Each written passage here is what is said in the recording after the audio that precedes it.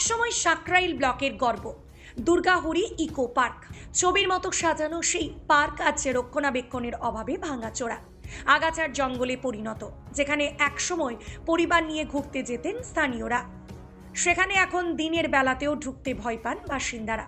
পার্কটি এখন কার্যত সমাজ বিরোধীদের আড্ডাখানা বলে অভিযোগ স্থানীয়দের। চারদিকে ছড়িয়ে ছিটিয়ে রয়েছে মদের খালি, বোতল, প্লাস্টিক আবর্জনা, যার নিচে চাপা পড়ে গেছে প্রকৃতির মনোরম সৌন্দর্য।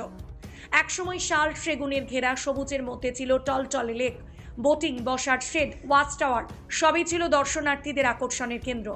শীতকালে পরিযায়ী পাখির কলকাকলিতে মুখর থাকত এলাকা। বনভোজনের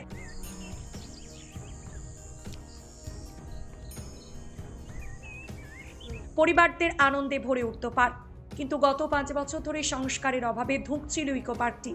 তার উপর 2023 সালে 3রা ফেব্রুয়ারি দুজন পড়ুয়া লেকে পড়ে মর্মান্তিক মৃত্যুর পর বন দপ্তর পার্ক সিল্ড করে দেয়। এরপর থেকে শুরু হয় আরও বেশি অবহেলা। স্থানীয়দের দাবি, দ্রুত পার্কটিকে সংস্কার করে পুনরায় চালু করা হোক। পর্যাপ্ত সিকিউরিটি, নজরদারি এবং নিয়মিত রক্ষণাবেক্ষণের ব্যবস্থা হলে আবারও পর্যটকদের ভিড় বাড়বে। এতে একদিকে যেমন এলাকার অর্থনীতি ঘুরে দাঁড়াবে, তেমনি প্রকৃতিও ফিরে পাবে পুরনো সৌন্দর্য।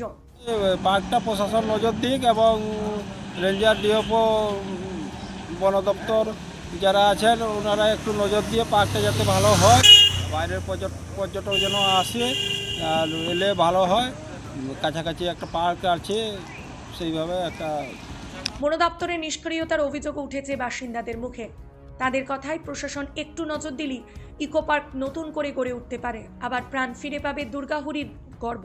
আসলে এটা তৃণমূল সরকার যেদিন থেকে এসছে সেদিন থেকেই এরকমভাবে প্রায় বন্ধের মাথায় দুষ্কৃতীদের আঁকড়া হয়ে গেছে। প্রশাসনের কোনো নজরদারি নেই সেখানে। তারপরে সেখানে জানালাগুলো ভেঙে নিয়ে গেছে, যেগুলো গ্রিলগুলো দেওয়া ছিল, কিছু কিছু বাড়ি তৈরি করা ছিল। তারপরে সেখানে মদের বোতল চারদিকে ছড়ানো, বিকৃত মানুষ কিছু গিয়ে ওইখানে আবার এমন কিছু ছবিও এঁকেছে যে ভদ্রলোক সেখানে যাবে না, এরকম নানা রকম। যেদিন থেকে তৃণমূল সরকারে এসছে সেদিন থেকে এইসব বিকৃত মাথাগুলো কাজ করছে তাদের।